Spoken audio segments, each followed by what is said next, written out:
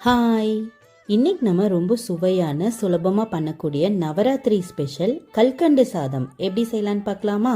1 cup பச்சரிசியை நல்லா கழுவிட்டு இதில் 3 கப் தண்ணி, 1 கப் பால், கூடவே 250 கிராம் பெரிய கல்கண்டு, பொடி கல்கண்டாக இருந்தாலும் பரவாயில்ல, அதே அளவுக்கு எடுத்துக்கோங்க. இது கூடவே கொஞ்சமாக கல்லுப்பு, கொஞ்சமாக குங்குமப்பூ, 4 ஏலக்காயை தட்டி சேர்த்து நல்லா கலந்து விட்டுருங்க. மிதமான சூட்டில் 6 விசில் விட்டு எடுத்துக்கோங்க. அப்போ தான் சாதம் நல்லா குலைவாக வேகும்.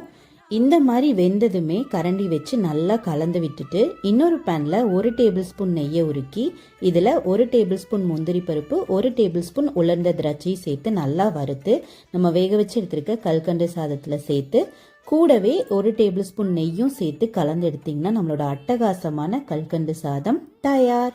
இதை நீங்கள் சீமந்த சாப்பாட்டில் ஒரு வெரைட்டியாகவும் பயன்படுத்தலாம். நீங்களும் உங்கள் வீட்டில் கண்டிப்பாக ட்ரை பண்ணி பார்த்துட்டு ஃபீட்பேக் சொல்லுங்கள். தேங்க்யூ.